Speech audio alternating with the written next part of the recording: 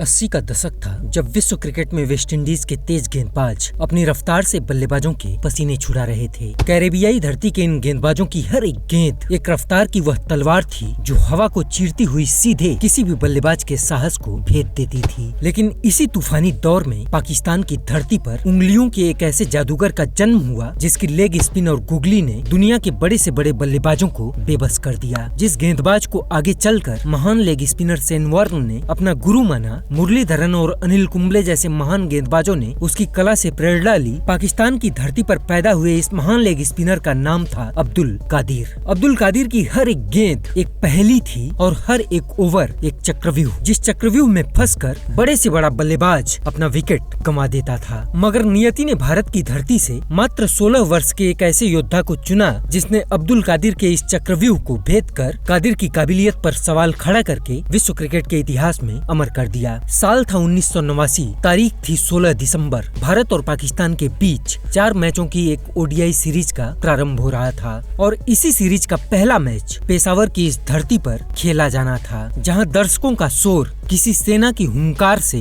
कम नहीं था। यह वह मैच था जिस मैच में भारतीय क्रिकेट का नन्हा सितारा सचिन तेंदुलकर अपने ओडीआई करियर का आगाज करने जा रहे थे। मगर आसमान ने साजिश रची और बारिश ने खेल में खलल डाल दिया। घनघोर बारिश के कारण सचिन का यह डेब्यू मैच रद्द होने की कगार पर आ गया। दर्शकों का जोश ठंडा पड़ रहा था और आयोजकों के माथे पर चिंता की लकीरें चौड़ी होती जा रही थी, क्योंकि मैच रद्द होने पर आयोजकों को टिकट के पैसे वापस जो देने पड़ते और जब तक बारिश रुकी तब तक काफी समय व्यर्थ हो चुका था। लिहाजा आयोजकों ने अपने दिमाग का इस्तेमाल किया और इस ओडीआई मैच को 20-20 ओवर का एक अनौपचारिक और अनऑफिशियल मैच की घोषणा कर दी। यह वह दौर था जब टी20 का दूर दूर तक कहीं नामो निशान तक भी नहीं हुआ करता था और 50 ओवर में 250 रनों का स्कोर भी किसी किले की दीवार जैसा हुआ करता था। इस अनौपचारिक मैच में भारत ने टॉस जीता और टॉस जीतकर गेंदबाजी करने का फैसला किया और बल्लेबाजी करते हुए पाकिस्तानी बल्लेबाजों ने भारतीय गेंदबाजों को रौंदते हुए 20 ओवर की समाप्ति तक 4 विकेट के नुकसान पर 157 रनों का विशाल स्कोर खड़ा कर दिया। 20 ओवर में 157 रनों का यह स्कोर उस समय हिमालय की किसी चोटी से कम नहीं था और यह विशाल स्कोर पाकिस्तान को जीत की गारंटी दे रहा था। भारत ने इस विशाल लक्ष्य का पीछा किया मगर 15 ओवर की समाप्ति तक 3 विकेट के नुकसान पर सिर्फ 88 रन बना सका। भारत को अब इस मैच को जीतने के लिए सिर्फ 30 गेंदों में 70 रनों की जरूरत थी। एक ऐसा लक्ष्य जो अब असंभव सा प्रतीत हो रहा था। के श्रीकांत जैसे विस्फोटक बल्लेबाज जो दूसरे छोर पर खड़े थे वे भी हताशा में डूब चुके थे। कुछ ऐसे ही हाल और हालात में इस रणभूमि में सीढ़ियों से उतर रहा था 16 साल से भी कम उम्र का वह नन्हा सितारा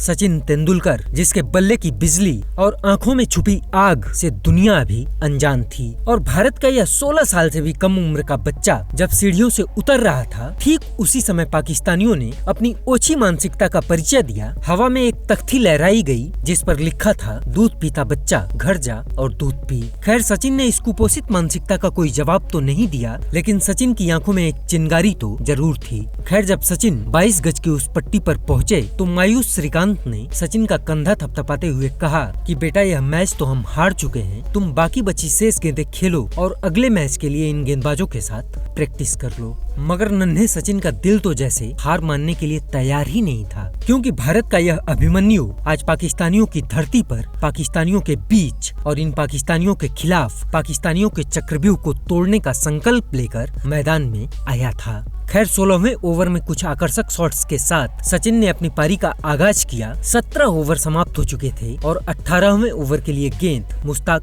अहमद के हाथों में थी। स्ट्राइक पर खड़े थे के श्रीकांत। इस मैच में मुश्ताक अहमद ने श्रीकांत को काफी हद तक परेशान कर रखा था और मुश्ताक अहमद के इस ओवर में 3 गेंदें डॉट खेलने के बाद चौथी गेंद पर एक सिंगल लेकर श्रीकांत ने स्ट्राइक सचिन तेंदुलकर के हवाले कर दी। अब सचिन को स्ट्राइक पर देखकर मुश्ताक अहमद ने सोचा कि जब भारत के विस्फोटक बल्लेबाज और टीम इंडिया के कैप्टन श्रीकांत ही मुझे नहीं खेल पा रहे हैं तो महज 16 साल से भी कम उम्र का यह बच्चा भला मुझे क्या ही खेलेगा। मगर सचिन ने मुश्ताक अहमद की 5वीं गेंद को लॉन्ग ऑन के ऊपर से उड़ाया और गेंद एक लंबा सफर तय करते हुए 6 रनों के लिए बाउंड्री से बाहर चली गई। मुश्ताक अहमद ने अपने इस ओवर की आखिरी गेंद डाली और सचिन का एक और प्रहार और गेंद एक बार फिर बिजली की गति से निकलते हुए ड्रेसिंग रूम की दीवार से 6 रनों के लिए जाकर टकरा गई। सचिन के इस प्रहार से स्टेडियम में बैठे पाकिस्तानियों के बीच पूरी तरह से सन्नाटा छा गया और भारतीय प्रशंसकों का शोर आसमान को चीरने लगा। सिर्फ 2 गेंदों के अंदर मुश्ताक के अहंकार की कब्र खोदकर सचिन ने पेशावर की इसी मैदान में दफन कर दिया था। लेकिन इस कहानी का क्लाइमेक्स अभी बाकी था। मुश्ताक अहमद की इस कुटाई के बाद प्रारंभ होता है एक और युद्ध,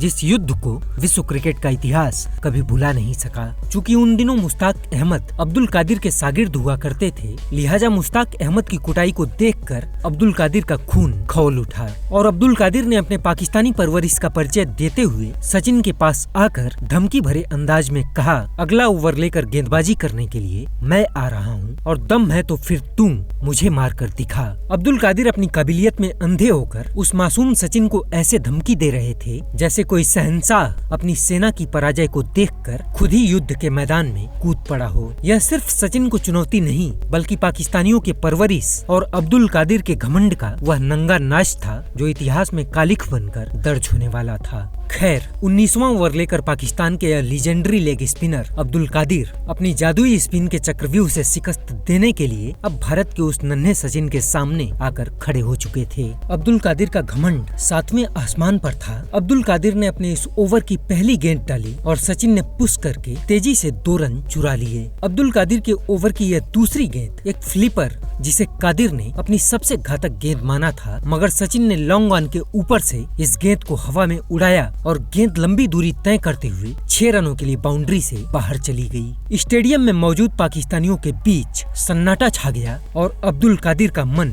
बेचैन हो उठा। सचिन के इस प्रहार से पाकिस्तान का यह लीजेंडरी लेग स्पिनर अब तिलमिला उठा था। अब्दुल कादिर ने अपने इस ओवर की तीसरी गेंद डाली, एक गूगली गेंद जिसे अब्दुल कादिर ने तुरूप का इक्का माना था, लेकिन सचिन इस गेंद पर भी टूट पड़े और यह गेंद भी उड़न तस्तरी पर सवार होकर आसमान को चीरते हुए 6 रनों के लिए बाउंड्री से बाहर चली गई। भीड़ स्तब्ध थी।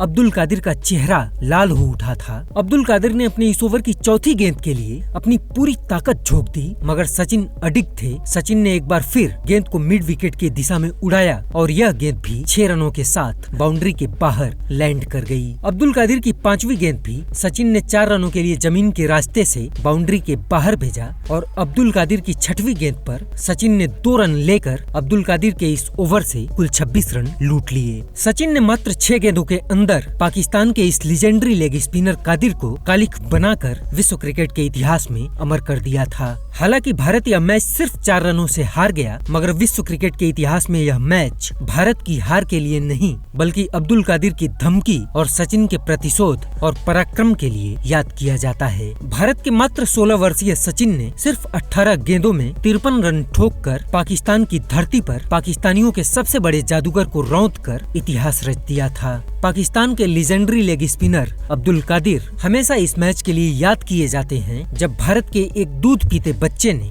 उनके जादुई तिलिस्म को तार तार करके कादिर के घमंड पर कालिख पोत दी थी।